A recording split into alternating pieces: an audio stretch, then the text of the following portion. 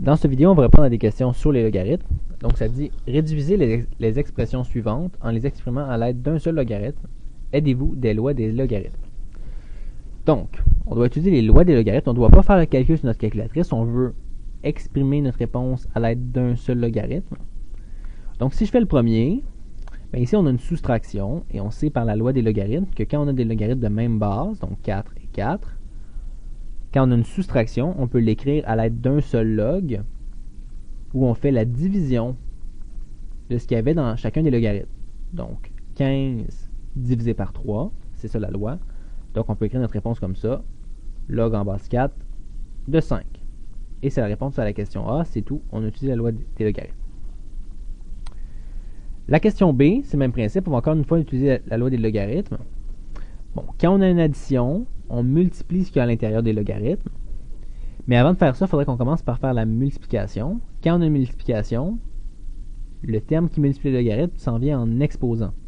Donc ça devient ln de 3 à la 2 plus ln de 4, qu'on peut réécrire ln de 9 plus ln de 4.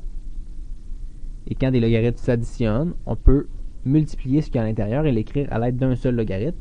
Donc on pourrait écrire ln de 36, qui est 9 fois 4. Et c'est tout, c'est la réponse. On nous demandait d'exprimer notre réponse à l'aide d'un seul logarithme, et bien c'est fait. C, c'est le même principe, même si il y a des variables, même si ça a l'air compliqué, on y va une étape à la fois, on reste calme. Donc ici, premièrement, je vais commencer avec ces deux-là. On a un plus entre les deux, donc on peut multiplier ce que contient chacun des logarithmes.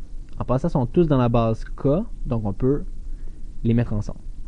Donc ça fait log en base k de 6n fois n-1.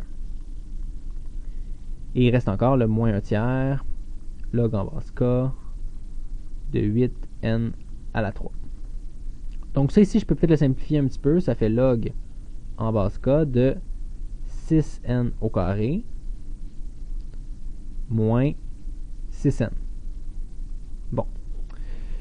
Maintenant, on va faire une soustraction. Mais avant de faire la soustraction, il faut qu'on voit qu'il y a 1 tiers qui multiplie le log. Et quand on a quelque chose qui multiplie un log, ça s'en vient en exposant. Donc, moins log en base k de... Et là, tout ce qui est dans le log, je vais le mettre comme ça en parenthèse, 8n à la 3, va être à la 1 tiers. OK? Le nombre qui multiplie le log s'en vient comme exposant de ce qu'il y avait à l'intérieur du log. Donc, si je continue, ça fait log en base k de 6n à la 2 moins 6n, moins log en base k de... Et là, en suivant les lois des exposants, on va distribuer le 1 tiers au 8 et le 1 tiers au 3. Ce qui va donner 8 à la 1 tiers fois n à la 3. 3 fois 1 tiers, ça donne juste 1, donc n comme ça. Finalement, 8 à la 1 tiers, on peut le calculer. Log en base k de 6n à la 2 moins 6n, moins log en base k de 8 à la 1 tiers, ça donne 2, donc 2n.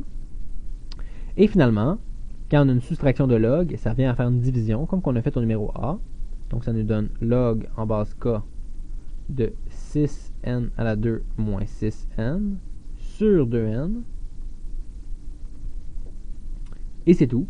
On a maintenant exprimé notre expression à l'aide d'un seul logarithme. Tout ce qu'on pourrait faire finalement, on pourrait simplifier l'intérieur. On peut tout diviser par 2n en haut et en bas. Et on obtiendrait en divisant par 2n. 6n divisé par 2n, ça donne 3n. Et moins 6n divisé par 2n, ça donne moins 3. Et donc ça, c'est la réponse. On a exprimé notre réponse à l'aide d'un seul logarithme. Et ça répond à la question. Donc il y a seulement 3 lois des exposants. Quand c'est une soustraction, on divise. Quand c'est une addition, on multiplie. Et quand c'est une multiplication, le nombre qui est à l'extérieur du logarithme s'en vient en exposant. C'est tout, ça répond à la question.